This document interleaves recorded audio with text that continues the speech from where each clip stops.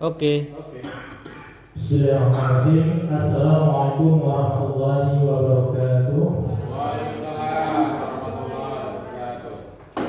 Di hadapan Bapak Supri selaku Wakil Kurikulum yang saya hormati, dan di hadapan Bapak Pak Bambang selaku Wakil Humas yang saya hormati, dan kepada Bapak Ibu Dewan Guru yang tidak bisa saya sebutkan satu persatu, namun tanpa mengurangi rasa hormat dan takdim saya. Alhamdulillah, puji syukur kehadirat Allah Subhanahu wa Ta'ala atas segala nikmat yang Allah berikan kepada kita, sehingga pada kesempatan siang hari ini kita dapat berkumpul kembali dalam rangka mengikuti kegiatan aksi nyata yang dilakukan salah satu CGP dari SMA Negeri 1 Senaru, yang mudah-mudahan kita diberikan kelancaran dalam mengikuti kegiatan ini. Amin. Shalawat serta salam semoga tetap tercurahkan kepada Nabi Agung Muhammad Sallallahu Alaihi Wasallam. Semoga kita kelak di yaumul akhir nanti mendapatkan syafaatnya atas izin Allah Subhanahu Wa Taala. Bapak Ibu yang dirahmati Allah Subhanahu Wa Taala, izinkan saya di sini selaku pembawa tata tertib acara pada kesempatan aksi nyata yang dilakukan CGP dari SMA Negeri 1 Senaru ini. Adapun urutan acara, yang pertama pembukaan, yang kedua sambutan, yang ketiga inti penyampaian dari salah satu CGP, yaitu Umat Solehah, dan yang terakhir penutup. Untuk meningkat waktu serta mendapatkan ridho dari Allah Subhanahu Wa Taala, mari kita buka acara pada kesempatan siang menjelang sore hari ini dengan sama-sama baca lafaz basmalah. Bismillahirrahmanirrahim. Meningkat acara selanjutnya itu sambutan dari kepala sekolah yang diwakilkan oleh Wakil Kurikulum kepada Pak Supri. Untuk dipersilakan. Assalamualaikum warahmatullahi wabarakatuh. Alhamdulillahirabbil alamin wa bihi nasta'inu ala umuri dunya wa din. Asyhadu an la ilaha illallah wahdahu la syarika lah wa asyhadu anna Muhammadan abduhu wa rasuluh. Yang saya hormati Ibu Maharus Solehah sebagai calon guru penggerak di sekolah SMA Negeri 1 Senaru, yang saya hormati juga kepada rekan-rekan wakil, rekan-rekan guru yang pada kesempatan pagi dan siang hari ini bisa hadir di gedung sekolah kita dalam rangka berbagi praktik baik atau aksi nyata dari guru penggerak kita yang hanya satu-satunya. Mudah-mudahan kedepannya akan semakin banyak lagi dari rekan-rekan yang bisa menyusul untuk menjadi guru penggerak. Mungkin kalau kita lihat kemarin itu yang daftar tidak ada tiga guru daftar sebagai penggerak, cuman yang masuk dua. Yang satu adalah Bu Mahatus sendiri, kemudian yang kedua adalah Bu Nita kalau salah, cuma karena Bu Nita juga harus meninggalkan sekolah kita, dia punya tempat tugas yang baru, maka dia melanjutkan penggeraknya di sekolah yang baru. Jadi untuk sekolah kita yang tersisa tinggal Bu Mahatus. Mudah-mudahan di angkatan yang ke-12 nanti akan menyusul Bu Rofi, Bu Vio, Bu Umi, kemudian juga Bu Bini. Mungkin Pak Bambang juga nggak apa-apa, atau Pak Edi bisa nyusul nanti tahun depan, sehingga nanti di sekolah kita bukan hanya ada satu atau dua yang menjadi guru penggerak, tapi semakin banyak.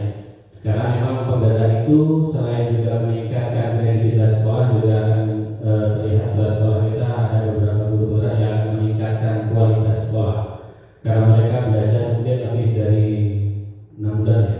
Dan 6 bulan, mereka belajar 6 bulan, otomatis dengan belajar 6 bulan kan menambahkan profesional mereka. Jadi semakin banyak penggerak, semakin banyak guru profesional, tentunya sekolah kita juga akan semakin banyak juga semakin maju dibandingkan mungkin kalau kita lihat dari sekolah-sekolah lain yang belum ada penggeraknya. Ya mudah-mudahan sekolah penggerak itu juga mempunyai nilai positif tersendiri. Termasuk juga dalam penilaian itu biasanya akan ditanyakan juga berapa guru honor, berapa guru negeri, berapa guru P3K, berapa guru yang sudah sertifikasi, dan berapa guru penggeraknya. Itu juga tiap tahun kita selalu ada laboratorium. Otomatis dengan adanya semakin banyak guru penggerak, ya sekolah kita secara kredibilitas, secara kualitas juga akan lebih baik. Jadi kita harapkan dari sekolah untuk ke depan semakin banyak di antara kita bisa mendaftar, terutama yang masih muda. Kalau yang sudah tua biasanya bebannya sudah cukup banyak, jadi ya jangan terlalu dipaksa, ya, muda-muda terutama. Baik, kemudian kalau saya lihat hari ini kita adalah tentang budaya positif. Jadi tadi tema kita tentang apa, aslinya tentang budaya positif. Nah, saya harapkan nanti Bu Maratus yang bisa menjelaskan kepada kita semua apa itu sih budaya positif, sehingga nanti benar-benar apa yang sudah dipelajari oleh Bu Maratus selama beberapa bulan ini bisa tertular dan kita semua bisa mengambil manfaatnya. Jadi memang mudah-mudahan ya manfaat bukan Bu Maratus sendiri, bisa juga buat guru, dan paling penting adalah manfaat untuk anak-anak kita. Karena memang tujuan akhir dari pendidikan itu adalah bagaimana kita bisa mencerdaskan anak-anak kita yang ada di sekolah. Jadi silakan Bapak Ibu, nanti kita ikuti bersama. Mudah-mudahan kita mendapat sesuatu, dan mudah-mudahan sesuatu itu nanti bisa kita terapkan untuk kita semua. Mungkin hanya itu, ada kurangnya saya maaf. Saya akhiri. Assalamualaikum warahmatullahi wabarakatuh.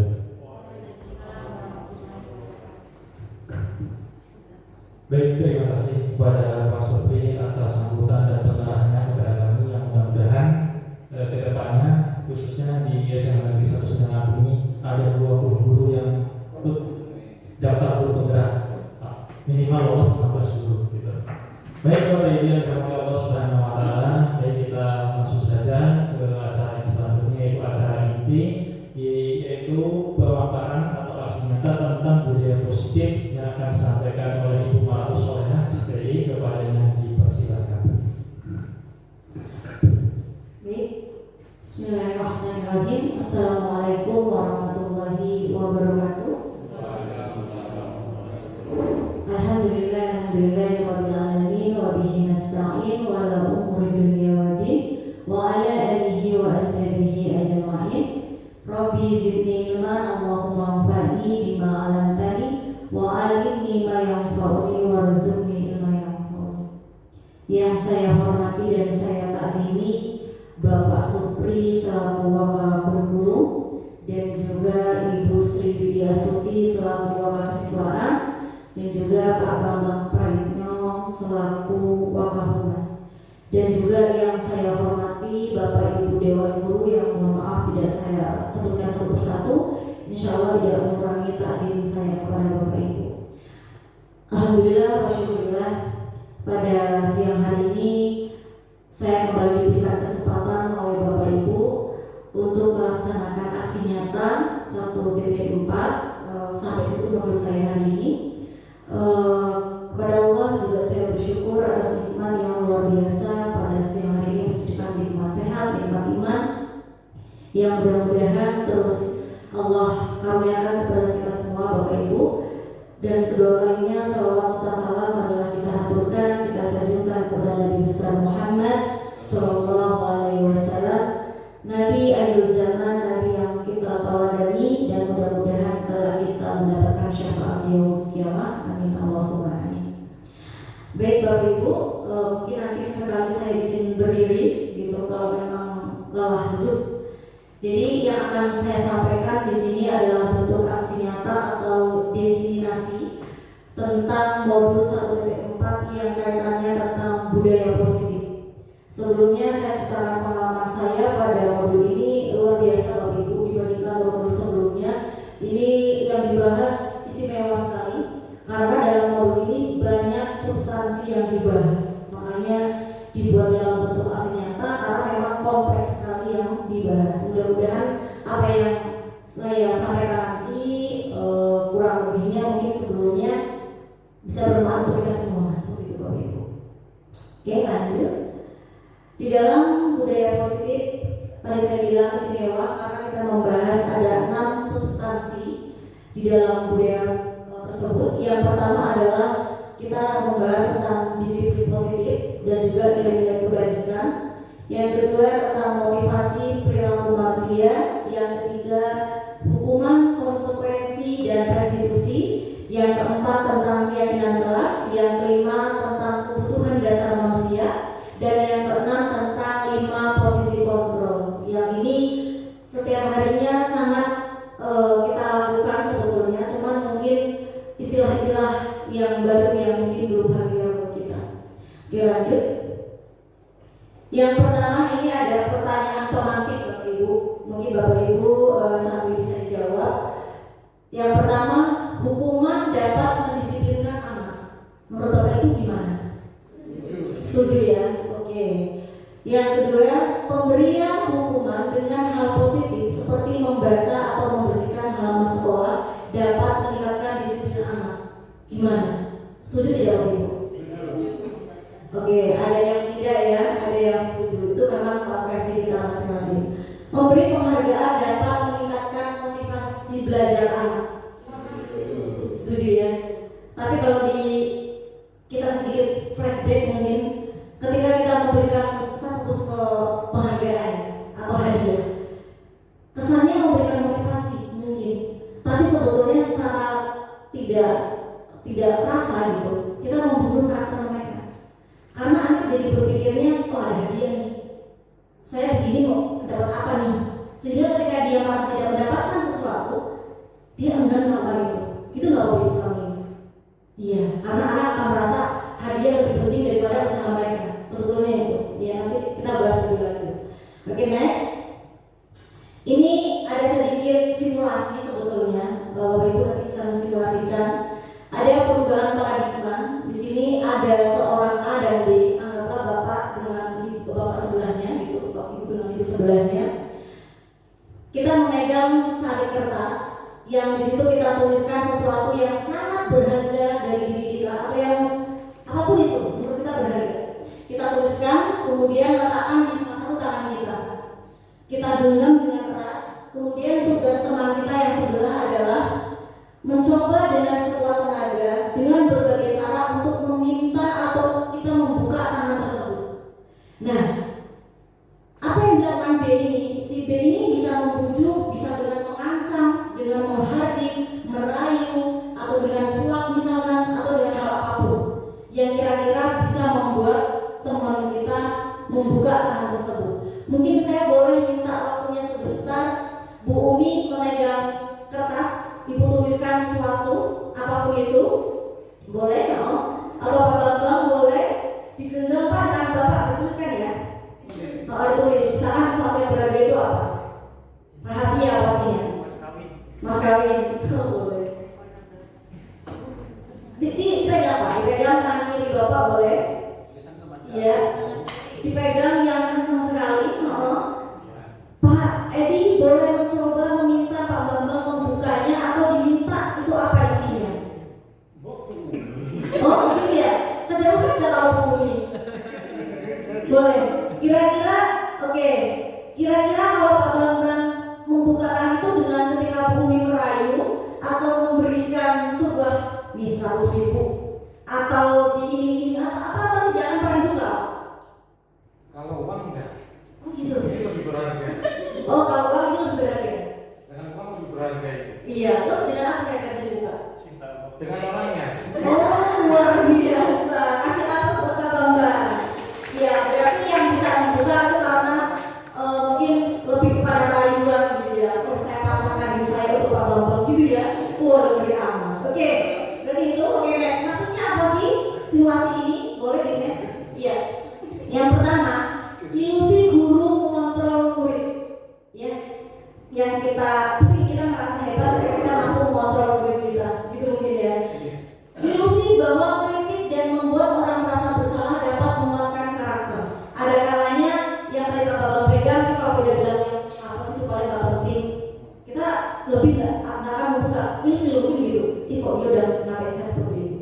Atau ilusi bahwa semua penguatan positif efektif dan bermanfaat. Tadi positifnya Bumi kita ngomong dengan cara yang halus dan lembut sehingga Pak Bambang nyoh gitu ya. Kemudian ilusi bahwa orang dewasa memiliki hak untuk memaksa. Ada kalanya seperti itu. Kalau itu yang minta goreng, saya tidak lama ikut ada pengembangan karena merasa jadi atasnya. Tapi kalau yang minta saya buat apa? Mungkin bedanya di situ. Ada kekuasaan atau ada yang lebih di atas kita seperti itu misalnya. Oke, next Pak. Nah ini ada namanya teori kontrol dan teori pilihan. Contoh teori kontrol ini, kita mencoba mengubah orang agar berpandangan sama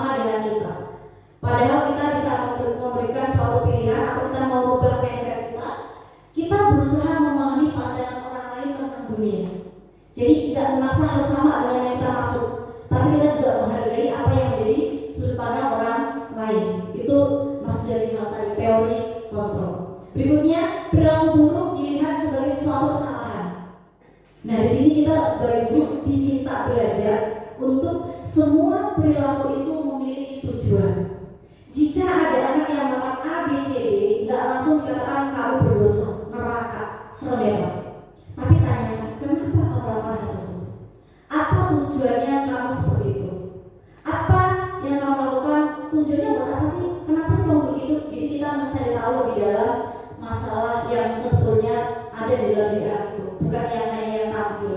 Karena kita melihat yang kelihatan kok, yang dalam kita nggak peduli, gitu ya Bapak Ibu. Oke, mungkin itu ada lagi, boleh dilanjut Bapak? Oke, nah ini kompleks dari materi yang tadi disiplin positif. Nanti ada hal-hal yang di bawahnya itu, boleh lanjutkan aja Pak. Oke, lanjut ke makna disiplin. Saya yakin Bapak Ibu kita semua sudah tahu apa itu disiplin. Di sini saya coba menjabarkan menurut teori. Makna dari disiplin dari kata latinnya adalah artinya belajar. Maka disiplin itu bukan ujuk-ujuk anak mampu, tapi proses belajar. Itu yang perlu kita bersama-sama pahami.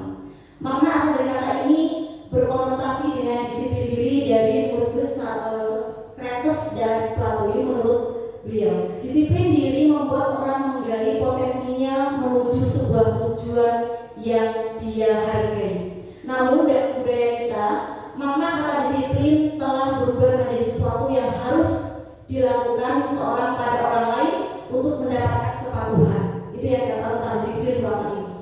Kecenderungan umum adalah menghubungkan kata disiplin dengan ketidaknyamanan, bukan dengan apa yang kita hargai atau kita capai tujuan. Jadi harapannya disiplin itu bukan karena paksaan, bukan karena takut ABCD, tapi muncul dari dalam diri yang tersebut, rasa disiplin itu dari dalam dirinya.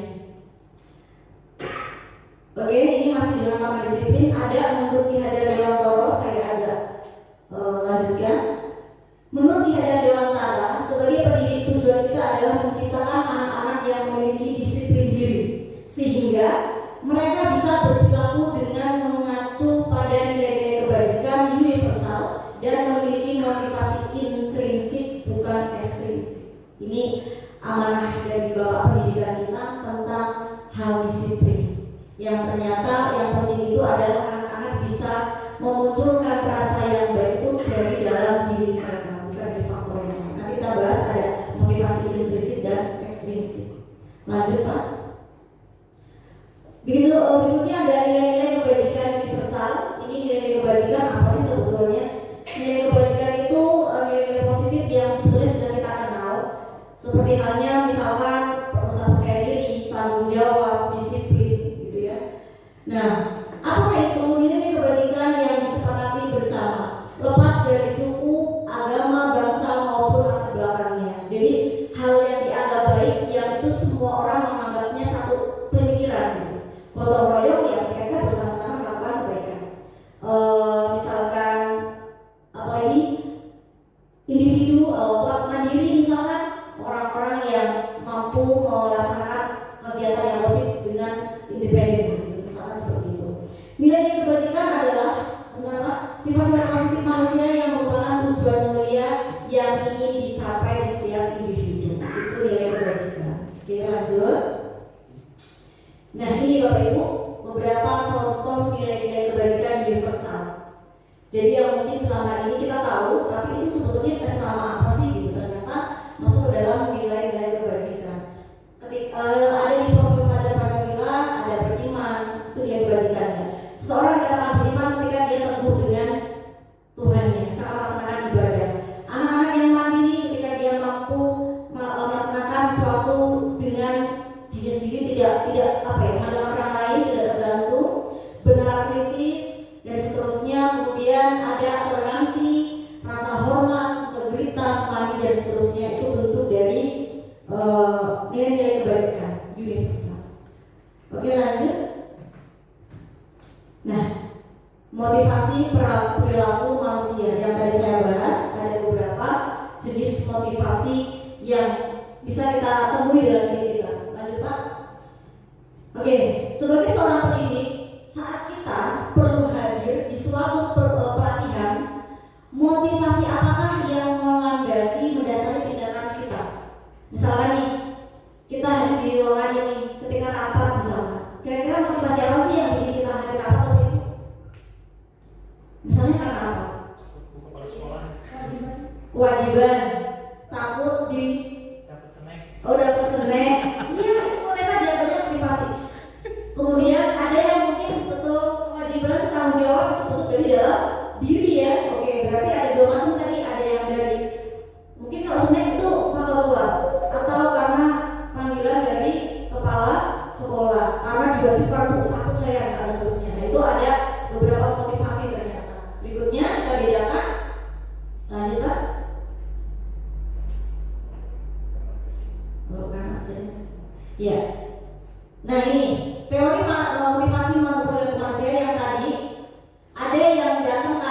tidak mau tegur, mau kena hukuman, pokoknya nggak mau bersih lah, datang aja, ada yang gitu. Ada yang ingin dipuji, mendapatkan hadiah, tadi dapat snack, itu hadiah ya. Ada yang ingin menjadi pembelajar sepanjang hayat. Nah ini yang timbul dari dalam diri tanggung jawab, bentuk sebuah tanggung jawab yang harus kita laksanakan sebagai seorang pendidik misalkan gitu. Manakah motivasi yang paling kuat mendasari tindakan kita Bapak Ibu? Atau adakah suatu proses perubahan motivasi antara dua motivasi di atas gitu? Saya yakin semua kita pernah merasakan itu. Pertama pernah karena takut kena marah. Ada yang kedua, ya mungkin pengen dipuji, pengen dianggap rajin mungkin.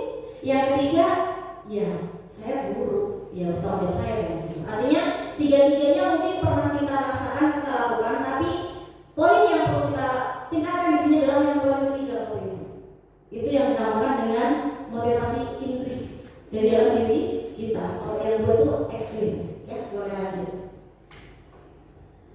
lanjut.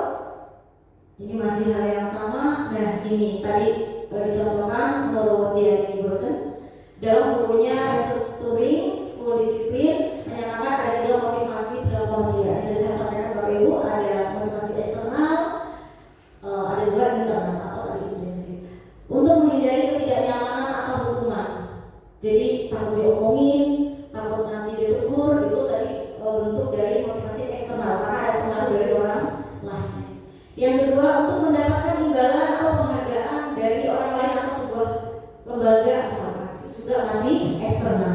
Yang ketiga, untuk menjadi orang yang mereka inginkan dan menghargai diri sendiri, itu yang paling tinggi.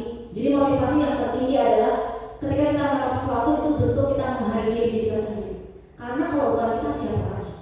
Gitu. Itu tingkat motivasi tertinggi Bapak Ibu. Lanjut.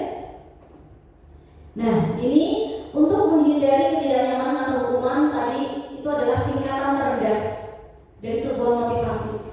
Jadi kalau kita masih punya rasa melakukan sesuatu karena cari aman, cari gak ditegur dan seterusnya, itu adalah motivasi yang terendah. Kalaupun ya, saya yakin semua masih seperti itu, saya pun masih seperti itu. Tapi mencoba untuk bukan karena itu, gitu ya Bapak Ibu. Lanjut, next.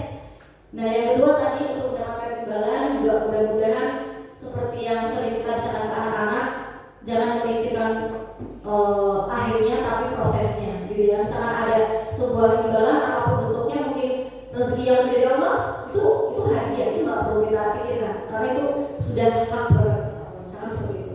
Lanjut yang ketiga, nah ini ya Bapak Ibu, orang dengan motivasi ini akan bertanya, akan menjadi orang yang seperti apa ketika saya melakukan hal tersebut. Jadi lebih kepada mengintrospeksi diri dia, makanya namanya internal seperti itu Bapak Ibu. Boleh lanjut. Tujuan disiplin positif adalah menanamkan motivasi yang ketiga pada murid-murid kita.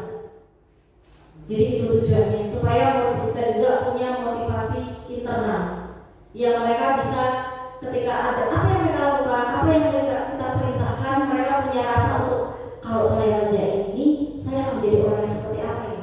Kalau saya tidak mengerjakan, saya akan menjadi orang yang seperti apa ya? Nah, nanti akan kembali kepada tadi nilai kebajikan. Kalau saya tidak mengerjakan tugas, berarti saya bukan orang yang bertanggung jawab. Ketika saya mengerjakan, saya disiplin. Nah itu yang harusnya anak-anak bisa rasakan ketika mendapatkan motivasi seorang internal tadi. Lanjut Bapak. Nah ini lagi-lagi kita membahas kalau saya bilang pokoknya filosofi ya dari Genjar Dewantara tentang merdeka. Apa kata beliau merdeka itu? Merdeka artinya tidak hanya terlepas dari perintah, akan tetapi juga cakap buat memerintahkan diri sendiri. Kita semua Bapak Ibu bisa mungkin ke anak-anak kita, ketika anak sudah melakukan sesuatu tanpa diperintah, kita akan melihat, Masya Allah, dia sadar, dia menyadari. Begitupun murid-murid kita.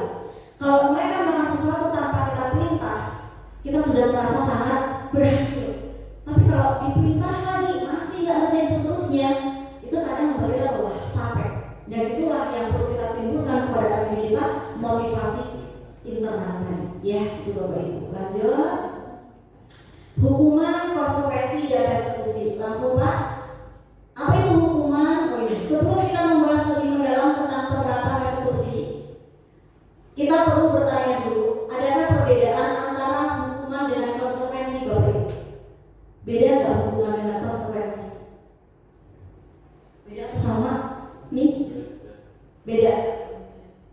Kalau hukuman itu sanksi, kesannya lebih berat. Konsekuensi kesepakatan. Jadi ada rasa tidak memaksa dan memberatkan gitu ya. Oke, kita lihat next. Nah ini hukuman dapat disimpulkan bahwa bersifat tidak terencana, tiba-tiba. Kadang-kadang ada dibilang sama Pak Adi, kalau hukuman itu anak nggak tahu mereka akan diapakan, ya. Jadi kayak udah panik saya ini, aduh gitu. Tapi ketika konsekuensi mungkin bisa jadi anak sudah tahu, oh kalau saya ngerjain tugas, saya pasti suruh ngerjakan di kelas misalnya seperti itu. Jadi konsekuensinya sudah jelas dan pasti, gitu. Nah, bersifat satu arah, jadi pihak guru yang memberikan dan murid hanya menerima suatu hukuman tanpa bisa bilang ABCD. Lebih kesannya mengekang gitu. Hukuman yang diberikan berupa fisik maupun psikis. Dan itu lebih berat ketika psikis, mental itu lebih berat ketimbang fisik. Murid-murid akan merasa disakiti oleh suatu perbuatan atau kata. Lanjut. Nah, ini konsekuensi. Sementara disiplin dalam bentuk konsekuensi sudah terencana atau sudah disepakati sebelumnya. Tadi kan ada nilai kebijakan universal. Anak-anak tahu tuh, kalau mereka tidak menjalankan tugas, saya nggak tanggung jawab. Tanpa dia tahu, dia tahu saya nggak tanggung jawab. Apa konsekuensi tidak tanggung jawab? Sudah disepakati di sebelumnya. Seperti itu biasanya. Kemudian sudah dibahas dan disetujui oleh murid dan juga guru. Kesannya bersifat lebih dua arah. Kalau tadi kan satu arah. Oke, lanjut. Nah, sekarang ini yang mungkin masih asing di kita Bapak Ibu, itu tentang restitusi. Apa itu? Proses menciptakan kondisi bagi murid untuk memperbaiki kesalahan mereka, sehingga mereka bisa kembali pada kelompok mereka dengan karakter yang lebih kuat. Jadi mungkin sedikit diingat ketika mungkin hukuman, anak mungkin malu teman-temannya, mungkin merasa kayak aku sudah pribadi yang salah, yang negatif, yang buruk gitu. Tapi ketika restitusi, ketika mereka kembali pada teman-temannya, merasa malah lebih pede lagi, lebih kuat karakternya, seperti itu. Lanjut. Oke, lanjut aja Pak.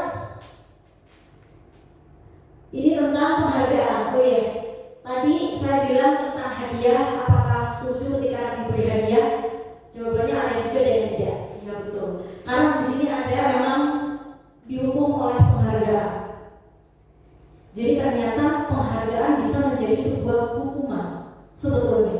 Ketika memang itu tadi anak-anak sudah fokusnya kepada hal apa yang saya dapatkan dari Bapak Guru ketika saya mau mengerjakan. Bapak Guru ngasih saya apa?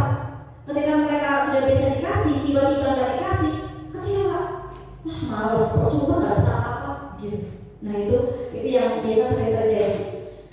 Mengemukakan baik penghargaan maupun hukuman adalah cara-cara mengontrol perilaku seseorang yang menghancurkan potensi untuk pembelajaran yang sesungguhnya. Mungkin kesannya kita kayaknya solusi banget nih, kasih pulpen semangat boys. Tapi itu sementara loh, tidak sepanjang hayat. Ada kalanya mereka akan lemah, mundur ketika nggak dapat apa yang mereka inginkan. Lanjut. Nah, ini juga ada jangka pendek dan jangka panjangnya dari penghargaan itu. Apa sih bahayanya? Penghargaan efektif jika kita menginginkan seseorang melakukan sesuatu yang kita inginkan. Mungkin langsung dicampurkan. Ketika tak kasih ini, beliin saya cabai ya, kasih 20.000 pas berapa? Spontan, live dapatnya. Ya. Jika kita menggunakan penghargaan lagi dan lagi, maka orang tersebut akan tergantung. Dan saya bilang, saya dikasih apa lagi ya? Kemarin udah kasih handphone, mobil lagi ya. Tidak ada puasnya. Kemudian jika kita mendapatkan penghargaan untuk melakukan sesuatu yang baik, maka selain kita senantiasa berharap kepada penghargaan tersebut, kita pun menjadi tidak semangat untuk hal yang lebih baik lagi. Jadi kayak sudah terbaik, sudah mentok gitu. Mau ngapain lagi saya dapat apa lagi gitu ya, misalnya seperti itu. Lanjut Pak. Ini lanjut aja, sudah cukup untuk penghargaan. Nah ini juga bisa sekilas dibaca Bapak Ibu. Penghargaan mematikan kreativitas, penghargaan memotivasi intrinsik, penghargaan menurunkan kualitas. Bahkan nanti bisa timbul juga permasalahan sosial. Ada teman yang cemburu, yang iri. Dia terus, saya nggak pernah. Ngapain saya mau semangat belajar? Pasti dia lagi yang nggak. Gitu. Makanya kenapa di Guru Merdeka ini juga tidak ada ranking kelas seperti itu. Itu salah satunya biar anak tidak merasa ada bedanya dengan yang lain. Kita semua proses belajar sama. Pasti dia lagi yang ranking. Saya nggak akan ranking. Pasti begitu. Ya. Oke. Lanjut. Pengaruh jangka panjang dan jangka pendek sudah lupa. Penghargaan tidak efektif karena suatu benda atau peristiwa yang diinginkan yang dibuat dengan persyaratan hanya jika Anda melakukan hal ini, maka Anda akan mendapatkan penghargaan yang diinginkan. Jadi kalau lakuin dapat penghargaan itu, kalau nggak bisa dapat. Udah kadang anak cenderung untuk cari aman aja, lagi males gitu. Jadi kurang untuk memotivasi belajar. Misalnya apa? Merusak hubungan, yang tadi saya bilang. Kadang bisa terjadi antara siswa akhirnya bermusuhan karena merasa misalkan penghargaan tahun lalu di jurusan satu dapat A. Kok saya jurusan juga jurusan ini dapatnya B, kok lain kok bagusan yang itu. Nah akhirnya anak akan timbul permasalahan merusak hubungan antara siswa juga. Kadang malah akhirnya timbul persaingan yang sengit, yang tidak positif. Bagaimana caranya saya ranking misalkan ada saya bagus dengan mencontek misalkan seperti itu. Karena targetnya ada hadiah. Gitu. Lanjut. Ini bentuk program kebajikan memberi pengakuan secara khusus. Ya, ini yang mungkin program kebajikan yang bisa kita ganti selain hadiah tadi Bapak Ibu, memberi pengakuan secara khusus. Misalkan, Masya Allah kamu hebat sekali, lanjutkan ya, semoga lebih baik di sana seperti itu. Atau hal lain, atau pengakuan secara pribadi, secara langsung. Karena kalau di depan temannya mungkin dia sudah merasa sangat down, kita perlu pengakuan khusus secara pribadi, dikasih motivasi, dikasih pengakuan-pengakuan yang kita menghargai dirimu dan seterusnya. Memberi pengakuan kepada semua murid secara bergantian di dalam kelas bersama itu secara konsisten. Jadi nggak kesannya hari ini bilang kamu hebat, besoknya lagi kamu nggak bisa apa-apa. Itu anak-anak muda. Jadi harus konsisten. Fokus dan pada proses. Fokus kepada memberikan pengakuan tadi. Lanjut. Masih panjang itu baik. Nah ini contoh pengakuan atau apresiasi. Kemarin saya perhatikan rasa empati ditunjukkan, ya kita mungkin juga kadang ini perlu kita bilang ya kamu sakit ya nak ya, tapi kamu sakit ya, kita tertawakan ya sakit hati. Oh ini tidak masuk akal ucapan dengan ekspresi yang sama seperti itu. Seterusnya bisa dibaca oleh Ibu. Lanjut. Nah ini kita coba soal nomor 1. Mencatat 100 kali di dalam buku kalimat saya tidak akan terlambat lagi karena terlambat sekolah. Kira-kira itu sebuah konsekuensi atau hukuman Bapak Ibu? Menulis sampai 100 kali. Hukuman ya? Ya, kasih dulu Pak. Pertama hukuman. Yang kedua, lari mengelilingi lapangan basket 2 kali karena terlambat di sekolah. Hukuman, sepakat ya? Yang ketiga, murid diminta untuk push up 15 kali karena tidak menggunakan masker ke sekolah. Hukuman, oke. Menggantikan kertas tugas teman yang telah dicoret-coret. Konsekuensi, oke lanjut. Kita cek. Memberikan tumpahan air di meja tulis karena tersenggol pada saat belajar. Konsekuensi. Murid disuruh untuk mengenakan sepatu seharian di sekolah karena tidak menggunakan sepatu warna hitam. Itu apa? Hukuman. Yang terakhir, lari mengelilingi lapangan basket 2 kali karena terlambat 10 menit pelajaran PJOK. Ini apa ya? Hukuman atau konsekuensi? Oke, kita buka 1, 2, 3. Iya, Bapak Ibu semuanya betul, tapi yang terakhir terkecoh. Tapi ada yang benar, apa benar? Tadi ada yang menganggapnya sebuah hukuman ya Pak ya, karena disuruh lari 2 kali. Kenapa dikatakan konsekuensi? Karena pelajaran PJ. Oh, nah, jadi wajar kalau guru agama nyuruh anak-anak terlambat ke lapangan itu tidak, itu bukan merupakan konsekuensi. Tapi kalau suruh baca surat pendek, mungkin itu konsekuensi. Mungkin kalau baca surat pendek sambil pilih lapangan. Saki ya, apa saki ya? Cari yang lebih efektif lagi.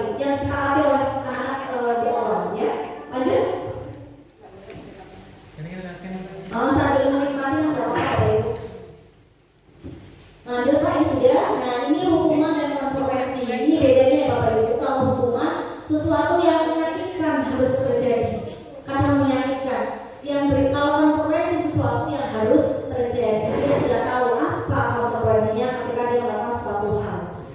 Yang kedua, membuat anak sakit fisik maupun hati. Sedangkan konsekuensi membuat anak merasa tidak nyaman dalam waktu yang pendek. Cenderung kalau hukuman itu mungkin ada dendam, tapi kalau konsekuensi ya hanya sebentar, mangkal yang itu ya masa salah, gitu kan ya. Anak membenci kedisiplinan, anak menghargai disiplin. Paksaan. Nah, kalau konsekuensi, stimulus dan tanggapan, lebih kepada respon apa yang akan terjadi seperti itu. Mendorong anak menyakiti diri sendiri, mendorong anak agar mudah menyesuaikan diri. Khawatirnya kalau hukuman tadi disampaikan di awal, anak merasa gagal, menjadi diri yang gagal, sehingga dia akan menyakiti diri sendiri. Khawatirnya ya. Lanjut Pak. Oke, baik Bapak Ibu, Bapak Guru Hera, di sini ada beberapa hal. Sebagai seorang guru, ketika murid Anda melakukan kesalahan, tindakan mana yang Anda lakukan? Yang kita lakukan. Yang pertama, menunjukkan kesalahannya dan meminta yang melihat kesalahannya berbalik. Lihat tuh, lihat salah itu, salah nggak kamu, salah seperti itu. Yang kedua, mengatakan kamu seharusnya tahu bagaimana kamu seharusnya bertindak. Yang ketiga, mengingatkan murid Anda akan kesalahannya yang sama di waktu sebelumnya. Mungkin ya, bahas-bahas masa lalu dan seterusnya. Kira-kira yang mana Bapak Ibu biasanya? Yang nomor berapa? Nomor 2, 4. Oke, bertanya kepada anaknya, kenapa kamu melakukan sesuatu yang tidak kamu lakukan, gitu ya. Kayaknya lebih kayak friendly gitu ya. Yang kelima, mengkritik dan mendiamkan. Oke, lanjut Pak. Oke, yang perlu kita perhatikan dari poin-poin tadi adalah kalau Anda melakukan tindakan-tindakan di atas, mungkin Anda akan membuat Anda merasa menjadi anak yang gagal. Jadi semuanya tadi serba rasa bersalah. Ada yang menghukum, menghakimi, ada yang seakan-akan tadi ngingetin masa lalunya kan tidak bersalah. Ada yang kamu kok ngomong kayak gitu sih? Kenapa kamu ngomong begitu? Jadi kayak rasa bersalah, gitu ya. Pak, kalau pertanyaannya sekarang, bagaimana sebaiknya respon kita bila ada murid kita melakukan kesalahan? Mari kita pelajari di bab restitusi, Bapak Ibu. Yuk lanjut. Nah, kita bahas tentang segitiga restitusi, bukan prostitusi, Bapak Ibu. Restitusi. Oke, bukan Pak Resti juga. Lanjut. Apa itu restitusi? Restitusi adalah proses menciptakan kondisi bagi murid untuk memperbaiki kesalahan mereka sehingga mereka mengembalikan pada kelompok mereka dengan karakter yang lebih kuat, dengan rasa yang lebih percaya diri dan lebih baik ke depannya. Restitusi juga merupakan proses kolaboratif yang mengajarkan murid untuk mencari solusi terhadap masalah mereka. Jadi nggak selalu guru yang harus mendikte, kamu habis ini langsung begitu.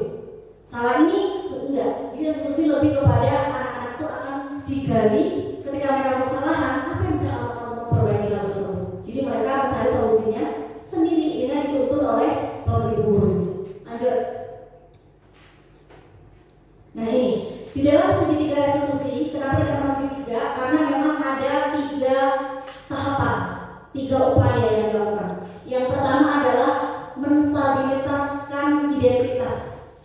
Jadi ketika anaknya salah, kita ajak mereka ngobrol. Kenapa dikatakan kolaborasi? Karena ini ada komunikasi antara guru dan murid.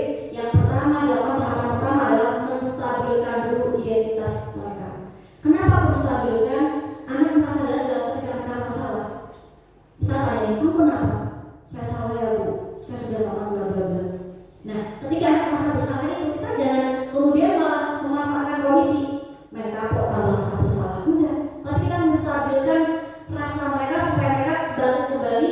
Oh, saya masih bisa memperbaiki ya.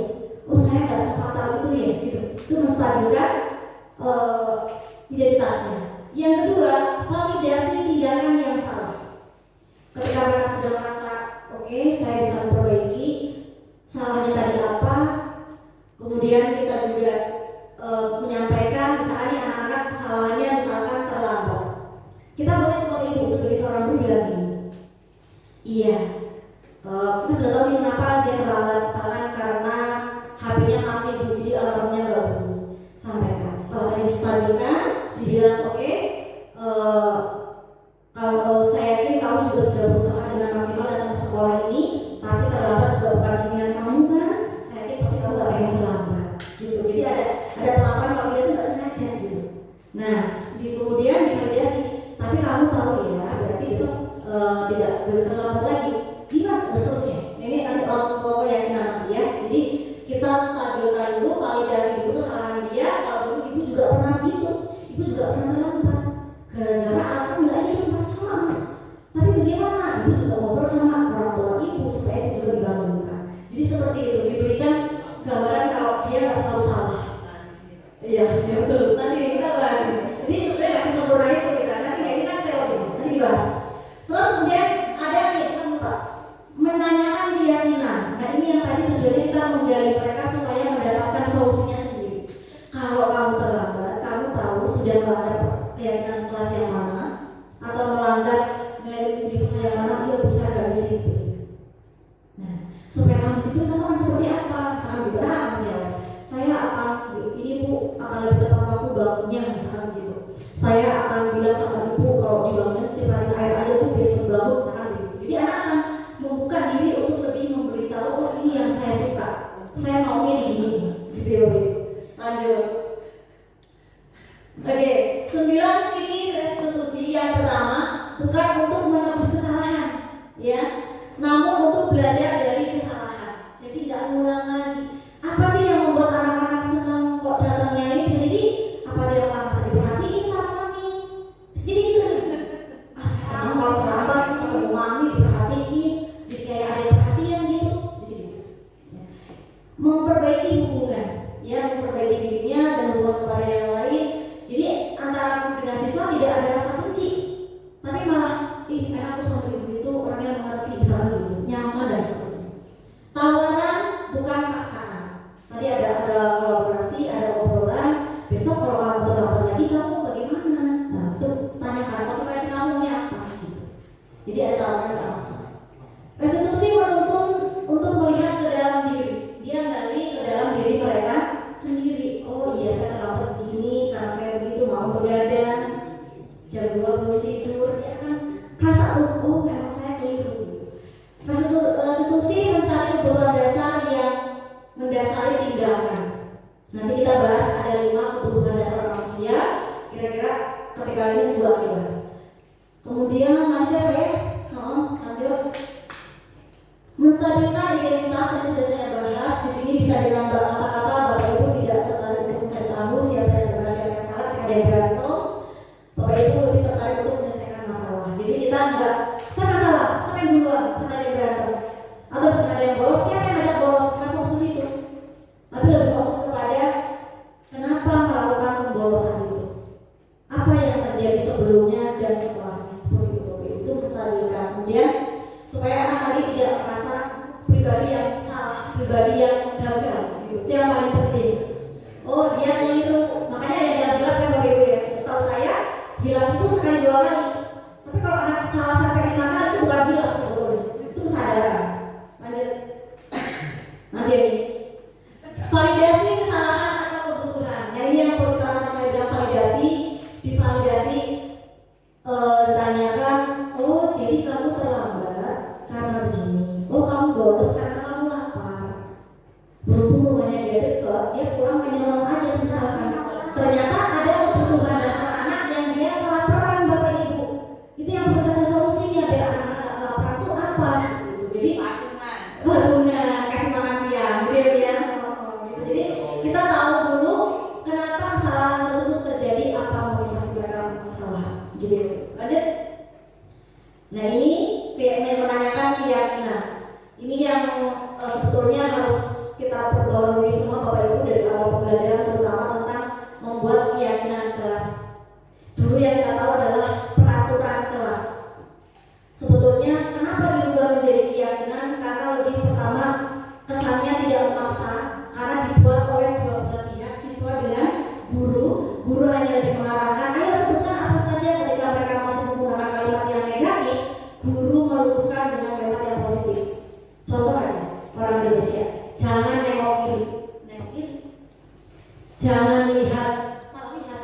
Makanya gunakan kalimat yang lebih positif supaya jangan itu nggak terngiang-ngiang gitu. Itu yang nanti kita buat dalam keyakinan kelas. Dan dalam tahapan yang ketiga mengenai keyakinan ini, ketika sudah mengakui kesalahannya, sudah menceritakan apa alasannya, kita tanyakan lagi keyakinan kelas apa atau nilai universal apa yang kamu langgar di sini.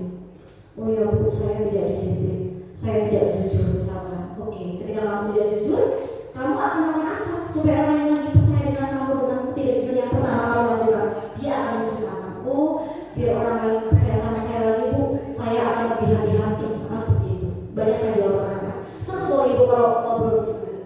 Lanjut. Oke, lanjut. Ini nggak usah dibahas.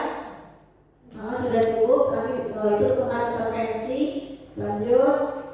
Nah, ini keyakinan kelas. Oke, lanjut.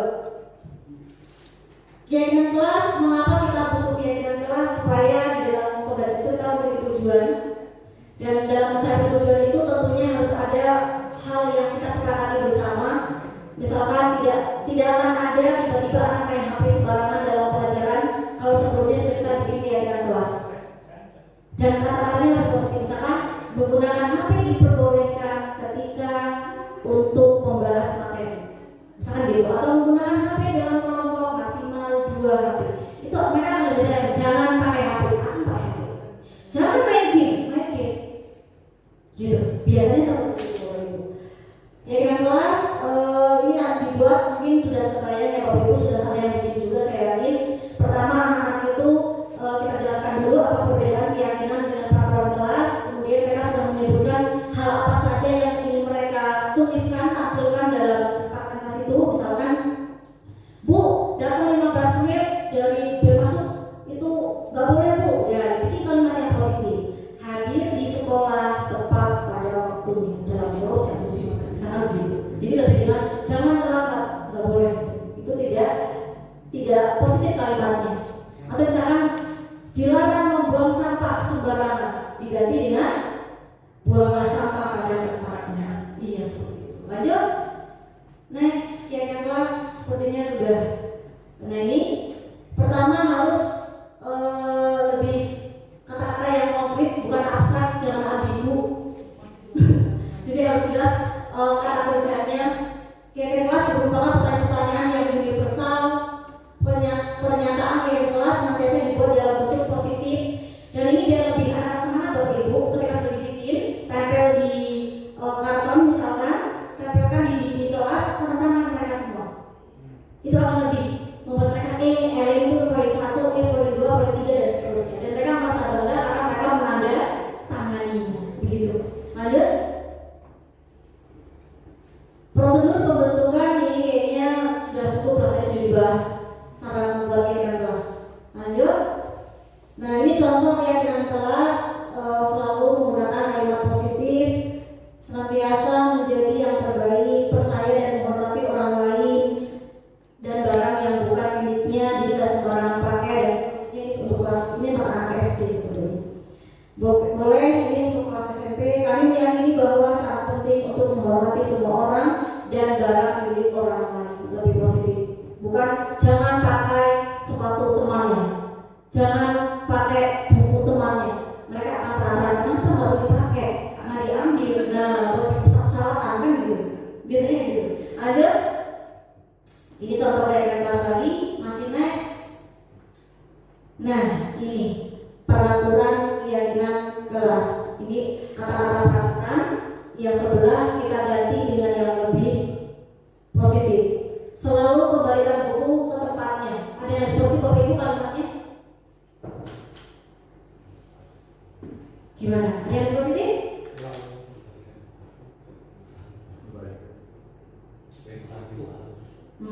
Gimana? Atau yang di bawah, dilarang mengganggu orang lain. Menghormati dan menghargai warga kelas. Boleh begitu. Terus hadir di sekolah 15 menit sebelum pembelajaran dimulai. Itu pasti sudah ya? Boleh. Dilarang melakukan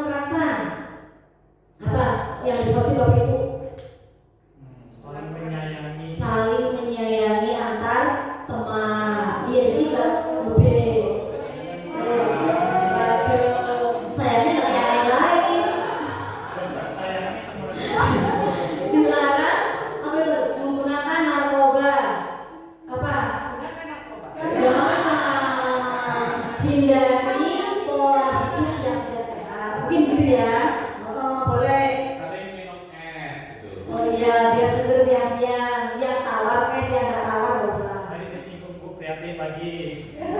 Oh iya. Tapi gula asli benar. Lanjut. Pagi. Lanjut. Lanjut. Nah, ini ada 5 kebutuhan dasar manusia. Ada penguasaan, ada kasih, urutannya gitu. Yang pertama adalah bertahan hidup. Itu kebutuhan dasar manusia. Apa contohnya? Makan, minum, sandang, pangan, papan. Itulah kebutuhan dasar. Pasangan, itu kebutuhan dasar. Itu bertahan hidup. Kalau punya pasangan nggak hidup. Oh iya, betul. Tapi kayaknya lebih kasih sayang sih ya. Kasih sayang dan rasa diterima itu kalau pasangan. Kemudian kebebasan untuk mengekspresikan diri, nggak dibatasi, gitu ya. Kesenangan, semua orang butuh kesenangan, butuh healing, butuh shopping, traveling, iya, kali-kali. Kemudian mode penguasaan. Setiap orang itu butuh penguasaan, walaupun minimal berkuasa atas dirinya sendiri. Loh, saya mau ke WC harus minta dengan suami saya, repot amat, gitu misalkan. Ya misalkan. Jadi itu 5 kebutuhan dasar manusia yang harus kita penuhi. Dan kadang ketika murid melakukan sebuah kesalahan, saya yakin dari kelima ini ada yang mereka kurang, tidak terpenuhi. Tadi saya bilang, kenapa senang banget kamu dihukum sama Bu Widi misalnya? Karena dia nggak bisa selesai rumah, nggak pernah ditanya kenapa kamu terlambat, kapan kamu pulang sekolah, pokoknya nggak peduli. Sehingga di sekolah dia saling perhatian ke Pak Bambang, gitu kan misalnya, ya, kebebasan. Ada anak yang ketika di kelas dikasih pelajaran, pengennya ke toilet terus, pengennya ke kamar mandi terus. Sebetulnya dia butuh ke kamar mandi. Pas ditanya, bosan bu, pengen jalan aja. Dia butuh kebebasan. Kesenangan. Nah, makanya kenapa di dalam guru merdeka itu satunya adalah harus pembelajaran yang berpihak pada murid. Kita dipaksa suruh inovatif, minimal nggak perlu di dalam kelas. Bu pengen di bawah, ayo. Bu pengen senang-senang, joget-joget dulu, ayo misalnya gitu. Yang penting masih dalam koridor yang umum, nggak yang aneh. Terus penguasaan, anak juga pengen punya rasa penguasaan. Misalkan dia mengerjakan tugas contek sama temennya, kita jangan nggak apa-apa, bagi jangan. Enggak, ini anak juga punya, dia berkuasa atas. Enggak, saya nggak izinkan bu, pena saya nggak saya izinkan buat dia pegang dan seterusnya. Saya marah, seterusnya saya marah. Menghargai ketika anak merasa dirinya nggak pas. Berarti ada 5 ini yang tidak terpenuhi secara maksimal. Bisa tanya gue tadi, jawab pertanyaan cantik doang, ya. Kenapa pakai lipstik? Dan tanya nih, jangan-jangan dia pakai lipstik banget dong? Karena butuh perhatian mungkin. Mungkin orang tuanya nggak pernah peduli dengan penampilannya. Bisa jadi. Nah, kenalin sama Adia. Kamu kita cari kalau nggak lipstik kan bahaya tapi. Lanjut gitu. Iya, untuk mengetahui lebih jelasnya, bisa video kelamaan ya Pak? Kelamaan nggak? Masih 11 lembar aja. Nah, lanjut aja. Enggak. Yaudah. Oke, ini sekilas tentang yang kebutuhan dasar. Hebat. Untuk membangun budaya sekolah yang positif dengan lingkungan yang aman dan mendukung murid untuk menjadi pribadi yang berdaya, seimbang, dan bahagia, salah satu upaya yang dapat dilakukan oleh guru adalah memahami kebutuhan dasar yang mendasari perilaku murid. Pada video kali ini, kita akan membahas tentang 5 kebutuhan dasar manusia.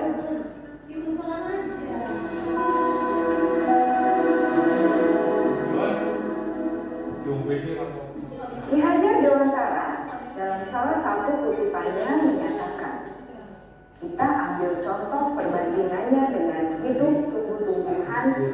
Seorang petani dalam hakikatnya sama kewajibannya dengan seorang pendidik yang menanam padi misalnya. Hanya dapat menuntun tumbuhnya padi.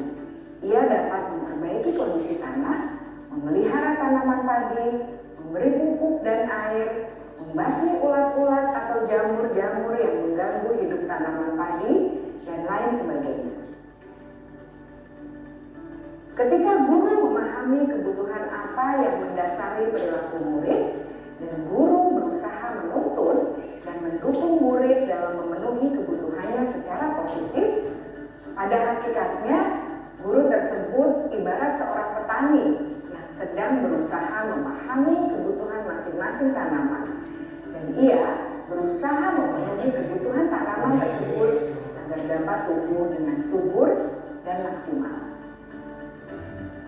Dr. William Glasser, seorang psikiater dari Amerika Serikat, menyatakan bahwa seluruh tindakan manusia memiliki tujuan tertentu, yaitu memenuhi kebutuhan dasarnya. Ketika kelima kebutuhan dasar telah terpenuhi secara memadai, maka murid akan tumbuh dengan seimbang dan bahagia. Sebaliknya, ketika kebutuhan dasar tidak terpenuhi dengan baik, maka seseorang akan mengalami emosi negatif seperti bosan, sedih, dan kecewa. Bahkan mereka dapat melakukan perbuatan yang bertentangan dengan nilai-nilai kebajikan atau melanggar peraturan. Dengan kata lain, perilaku buruk seseorang biasanya adalah respons dari kebutuhan yang tidak terpenuhi. Namun, mereka tidak tahu cara untuk menyampaikannya. Ada 5 kebutuhan dasar manusia menurut Dr. William Glasser, yaitu yang pertama, kebutuhan untuk bertahan hidup atau survival. Yang kedua, kebutuhan untuk merasa diterima atau love and belonging. Yang ketiga, kebutuhan akan kebebasan atau freedom. Yang keempat, kebutuhan akan kesenangan atau fun. Dan yang kelima, kebutuhan akan penguasaan atau power.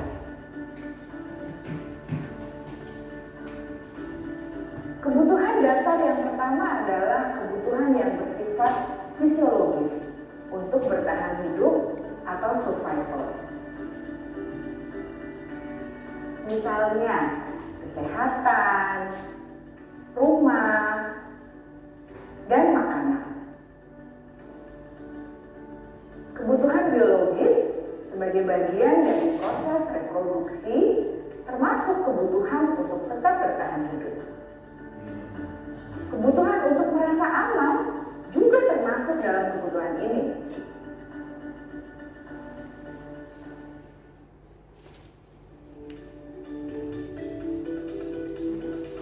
Agar murid dapat belajar dengan baik, kebutuhan mereka akan rasa aman, pangan, sandang, dan papan harus terpenuhi. Bagaimana mungkin mereka dapat belajar dengan baik bila mereka datang ke sekolah dengan perut yang lapar atau bila rumah mereka kebanjiran?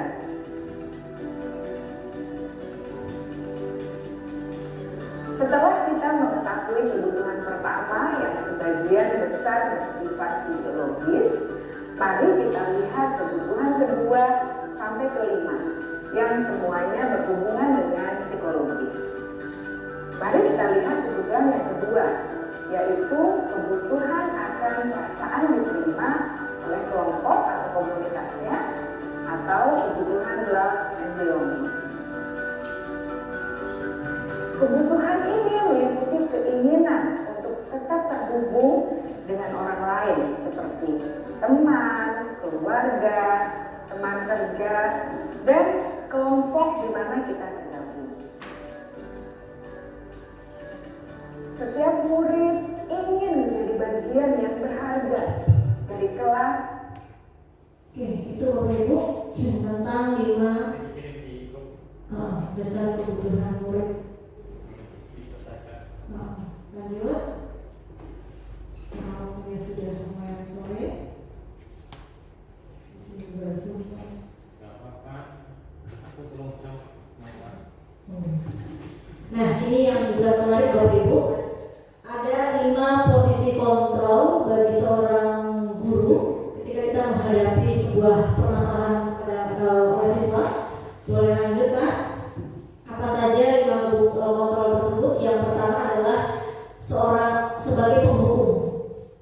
Yang kedua, sebagai pembuat merasa bersalah. Yang ketiga, sebagai teman. Yang keempat, sebagai pemantau. Dan yang kelima, sebagai manajer. Ini 5 posisi kontrol kita sebagai seorang guru. Kira-kira kita yang di posisi yang mana? Dan sebelum saya bahas, sebetulnya ini kelimanya juga harus bersatu. Gak bisa salah satunya. Walaupun secara idealis sempurnanya ya sebagai manajer. Tapi kalau semua jadi manajer, ya berantakan. Tetap 5-5-nya berjalan bersama, gitu, dengan yang mungkin lebih terkonsep dengan baik. Gitu. Lanjut Pak. Pertama adalah posisi seorang penghukum. Penghukum bisa menggunakan hukuman fisik maupun verbal. Orang-orang yang menjalankan posisi penghukum senantiasa mengatakan bahwa sekolah memerlukan sistem atau alat yang dapat lebih menekan murid. Jadi lebih misalnya peraturan, lebih sesuatu kesannya kayak aku, gitu kalau penghukum. Kamu ingat kan apa peraturan sekolah kita dan seterusnya. Kemudian, nah ini contoh di bawahnya, menggunakan kata-kata yang patuhi aturan saya atau awas kamu, misalnya. Kamu selalu saja salah, pasti selalu yang terakhir selesai. Itu kata-kata penghukum, gitu ya. Poin berikutnya, lanjut Pak. Guru seperti ini senantiasa percaya hanya ada satu cara agar pembelajaran bisa berhasil, dengan tekanan. Itu yang maksudnya. Terlambat lagi, pasti terlambat lagi. Ini kan seakan-akan sudah membuat mereka lebih merasa bersalah, berdosa, menghakimi gitu. Kalau datang terlambat, kapan bisa datang tepat waktu? Seakan-akan rendah, mungkin begitu. Lanjut.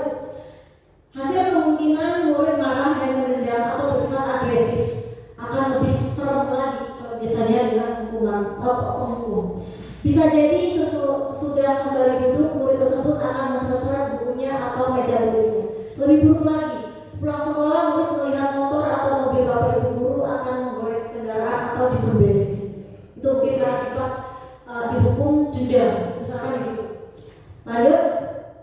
Nah ini yang kedua, posisi membuat merasa bersalah. Jadi apa sih kata-katanya? Ibu sangat kecewa, ibu sedih, ibu sakit loh. Nah itu memberikan ada efek rasa saya salah ya, saya mengecewakan ibu ya. Jadi dia kayak down gitu, akhirnya lemah gitu. Posisi ini biasanya guru akan berusaha lebih ngomongnya lah buat kali tusuk. Kamu sangat mengecewakan saya, sakit banget. Gitu ya, jauh banget ngomong. Membuat rasa bersalah akan menggunakan keheningan yang membuat orang lain merasa tidak nyaman, bersalah atau rendah diri. Kata-kata yang keluar dengan lembut seperti ini. Berapa kali Bapak harus beritahu kamu ya? Berapa kali coba berapa? Sambil kemas gitu ya. Nah gitu. Atau gimana coba kalau orang tua kamu tahu kalau berbuat begini? Mau nggak kamu? Jadi akan dibuat anak itu merasa salah. Ya, kalau begitu. Di posisi ini murid akan memiliki penilaian diri yang buruk tentang dirinya sendiri. Murid merasa tidak berharga dan telah mengecewakan orang yang disayangi karena dipotong-potong. Mama mengerti. Biasa. Sedih nggak? Gitu kan? Itu misalnya. Lanjut. Membuat rasa bersalah, ya.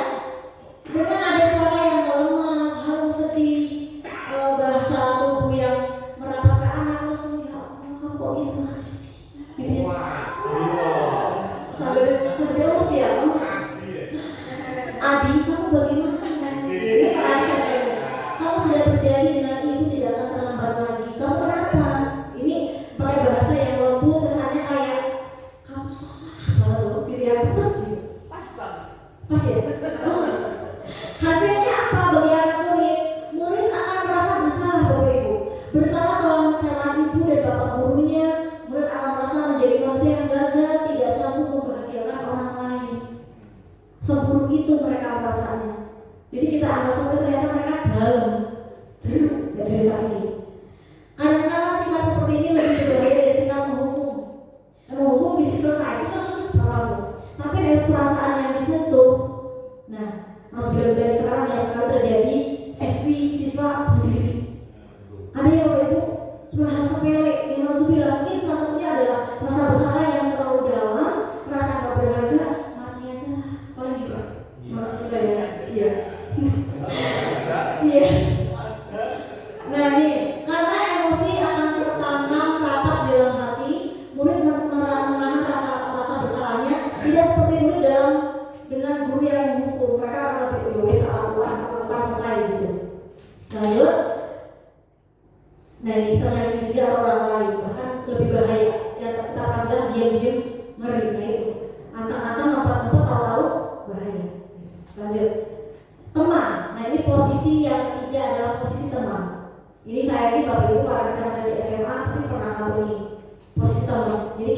sebaya gitu. Guru pada posisi ini tidak akan menyakiti murid, namun akan tetap berupaya mengontrol murid melalui persuasi. Posisi teman pada guru biasa negatif atau positif. Posisi di sini berupa hubungan baik yang terjalin antara guru dengan murid. Ini hati-hati yang bujang sih kalau saya takut baper. Guru di posisi teman menggunakan hubungan baik dengan humor, ya, untuk mempengaruhi seseorang. Mereka akan berkata, ayolah bantu bapak, demi bapak lo, please. Atau yang cantik, dia cantik, dia temenin bapak. Ya, ini bahasanya lebih friendly gitu. Tapi apakah hal tersebut efektif? Tapi ada juga negatifnya Bapak Ibu. Jadi rasa kayak apa ya? Tergantung. Bapak itu pasti udah kita lihat dikit tadi juga dia luruh. Lebih kayak rendah kan? Lebih kayak palanya PKI. Lama seperti itu. Lanjut. Nah, hal negatif dari posisi teman adalah bila suatu saat guru tersebut tidak membantu, maka akan kecewa. Misalkan, wes tak bantu, beres, bapak yang nolong, aman. Nah, ketika anak itu merasa bapak itu tidak ada ketika dia sedang sulit, kecewa dia, marah sama itu. Loh, kok dia baper gitu kan? Nah, itu bahaya. Murid, saya pikir bapak ibu teman saya, ternyata bukan. Dia rasa kalau bapak jadi berubah, kok gak gitu lagi ke saya, dan seterusnya. Murid merasa dikecewakan dan tidak mau lagi berusaha. Hal ini yang mungkin timbul adalah murid hanya akan bertindak untuk guru tertentu. Nek kalau bapak kalau bukai manut harus dilayani orang. Itu cenderung yang tidak baik. Jadi anak tidak menumbuhkan nilai universal tadi, tapi lebih kepada ya milih-milih mana yang bapak guru basic saya yang nggak basic gitu. Itu yang tidak baik ketika kontrol sebagai teman. Lanjut Bapak. Pemantau. Nah, pemantau ini berarti mengawasi. Jadi sebagai pengawas saja. Pada saat kita mengawasi, kita bertanggung jawab atas perilaku orang-orang yang kita awasi. Posisi pemantau berdasarkan pada peraturan-peraturan dan konsekuensi. Cukup mengawas saja, tidak terlalu banyak memberikan reaksi. Dengan menggunakan sanksi atau konsekuensi, kita dapat memisahkan hubungan pribadi kita dengan murid sebagai seseorang yang menjalankan posisi pemantau. Pernyataannya contohnya peraturan apa ya yang kamu tahu? Jadi kayak cuman bahasanya memberi pancingan sih. Sanksi atau konsekuensi apa yang bisa membuat kamu berubah? Jadi kayak lebih memantau.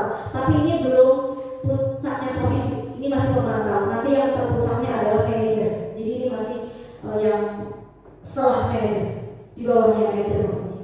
Seorang pemantau sangat mengadakan perhitungan catatan data yang dapat digunakan sebagai bukti. Nih kamu sudah telat 5 kali. Sedangkan di sekolah kita 5 kali itu harus panggilan wali. Tahu ya itu maksudnya? Siapa yang panggilan wali seperti itu? Lebih kepada pemantau. Nanti minta tolong ke BK suruh bikin surat biar nanti dipanggil terus sampai ke institusi. Iya, diobrak itu teman, itu teman. Terus posisi ini akan menggunakan stiker, slip catatan, daftar cek. Jadi ini lebih kayak prosedural orangnya, lebih prosedural, lebih orang-orang yang ya rapi lah. Jadi emang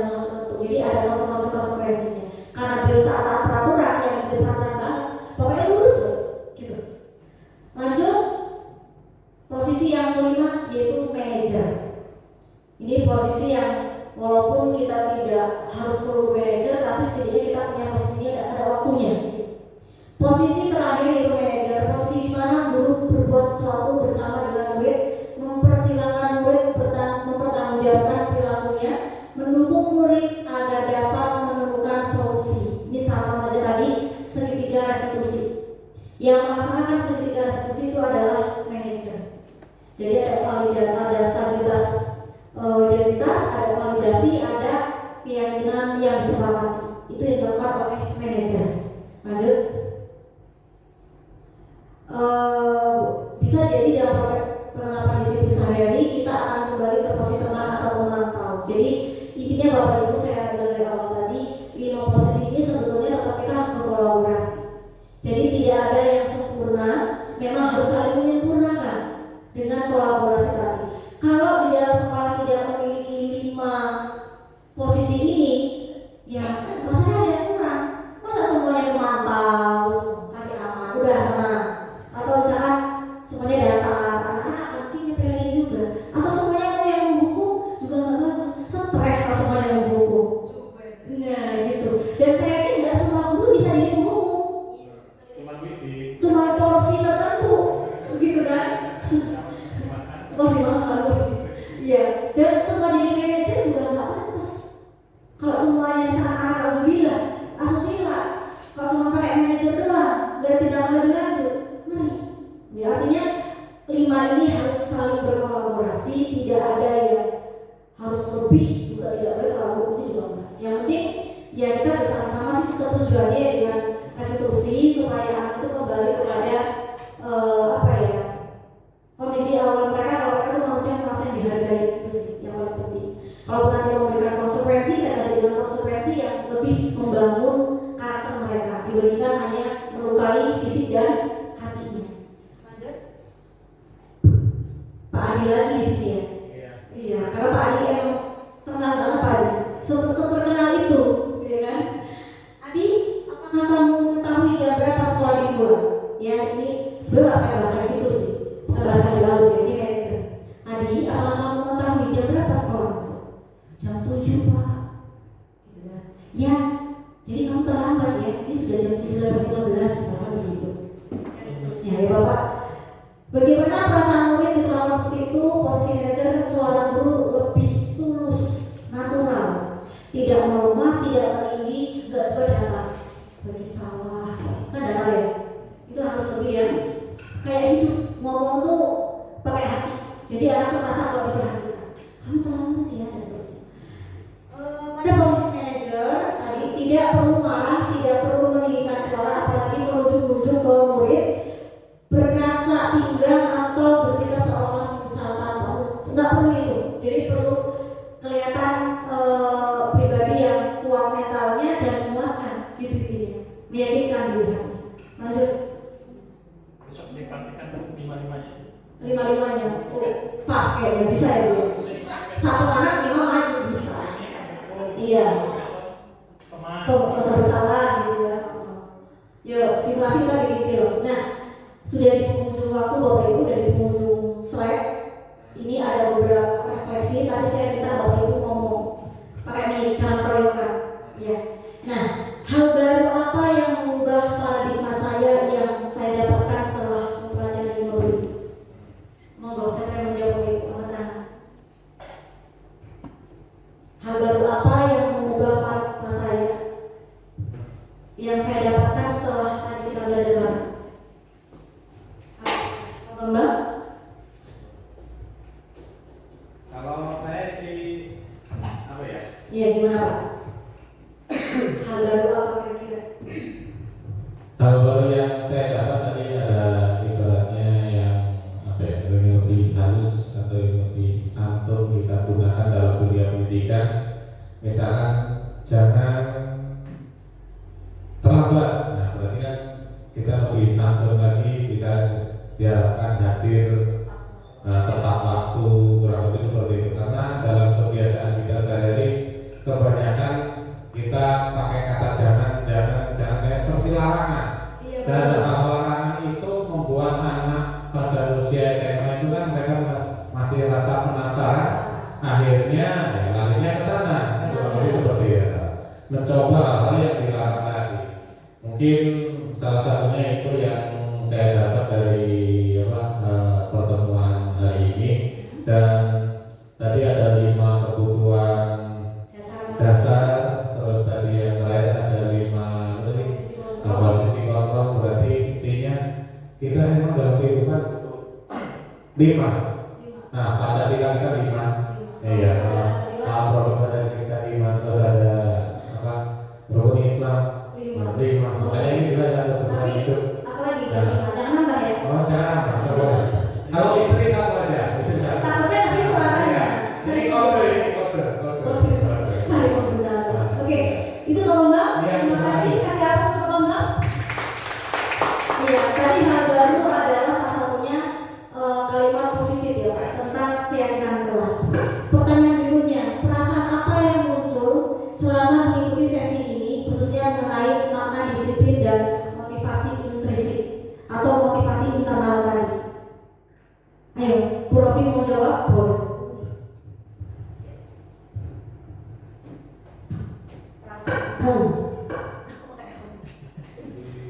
Perasaan setelah mengikuti sesi pembelajaran seperti ini, kalau menurut saya pembelajaran itu ya luar biasa, senang, bahagia, syukur, berarti bisa merubah pola pikir, merubah sikap kedepannya, bagaimana caranya kita menghadapi tingkah laku siswa yang artinya tidak bisa semuanya diselesaikan dengan hukuman fisik, tapi lebih kepada akhlaknya, moralnya yang harus kita perbaiki. Terima kasih. Ya, kasih aku Bu Rofi.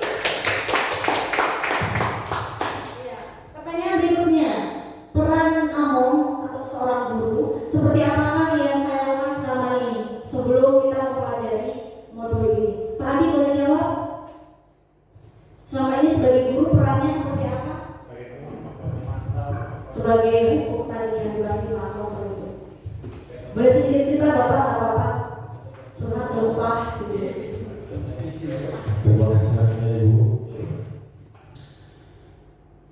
Peran saya sebagai guru sebelum pembelajaran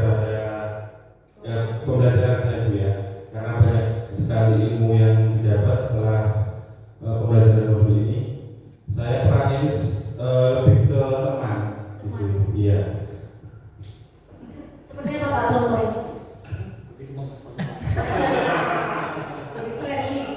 Iya, lebih contohnya itu mendengarkan aspirasi dari siswa gitu, apa yang perlu ditingkatkan dari sekolah atau Curhat. iya lebih ke curhat gitu sih Bu. Iya. Selama ini aman ya Pak?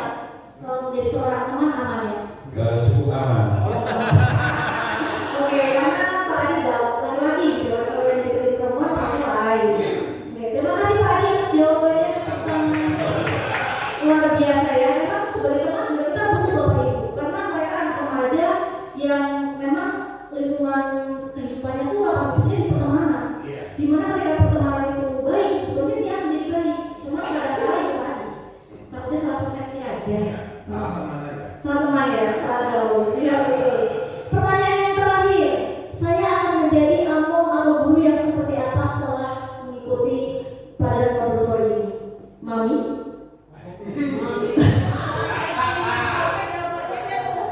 Ya, tapi kan bisa berubah-ubah gitu. Iya. Yang terakhir ya Bu. Baik, terakhir ya. Saya akan menjadi guru atau guru yang seperti apakah setelah modul ini. Yang jelas memang ada pembelajaran baru yang berkaitannya dengan memahami kebutuhan dasar. Dan saya mengakui selama ini saya berlompat, lo terlambat di hukum. Itu bahasa yang terlontar dari saya. Gitu. Anda nggak mematuhi aturan pembelajaran saya, berlaku konsekuensi. Itu yang selalu saya bahas. Tapi setelah ini boleh luar biasa banget boleh teman gue sudah banget. Tepuk tangan buat gue. Ini kalau ditanya mau jadi seperti apa setelah ini, mau mencoba untuk memahami kebutuhan dasar siswa. Iya, satu tangan dong. Iya. Itu aja. Ya luar biasa Bapak Ibu. Berarti refleksinya ini menurut saya cukup kena sekali karena saya tidak semuanya berada di sini dengan posisi yang sepenuhnya, gitu ya. Kita tunggu. Kita berkolaborasi ya, ini berkolaborasi ya. Kan saya bilang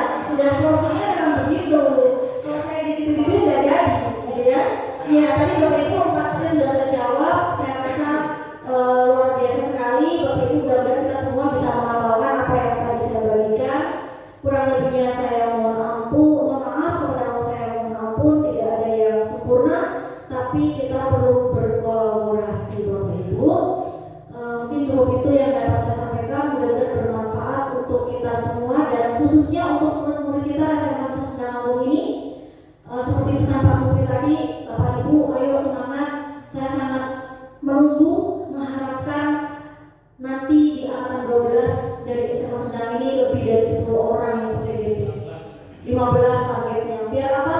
Biar kita melakukan pergerakan itu tidak sendiri, tidak bisa dilakukan dengan individu, harus dengan berjamaah, gitu kan?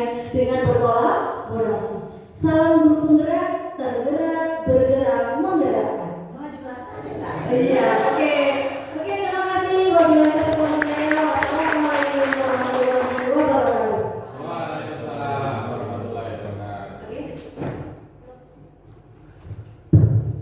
Baik, terima kasih luar biasa apa yang telah disampaikan kepada Buku Marah Solehah yang terkait dengan budaya positif, terkait dengan apa aksi nyatanya ya pada modul budaya positif. Mudah-mudahan dengan tadi mengikuti sesi ini kedepannya kita dapat mengimplementasikan hal-hal yang baik yang telah tadi disampaikan. Baik, itu saja yang dapat saya sampaikan. Setelah saya selalu pembawa acara pada kesempatan sore hari, mohon maaf jika terdapat kata sikap saya yang salah kalau mengatur seperti waktu boleh. Maka kita tutup acara ini dengan sama-sama membaca alhamdulillah, dilanjutkan doa kafaratul majlis. Alhamdulillahirabbil alamin, subhanallahumma wa bihamdihi, asyhadu an la ilaha illa anta, astaghfiruka wa atubu ilaik. Dan saya akhiri, wabillahi taufiq wal hidayah. Wassalamualaikum warahmatullahi wabarakatuh. Waalaikumsalam warahmatullahi wabarakatuh. Baik, terima kasih kepada Bapak Ibu yang sudah hadir pada kesempatan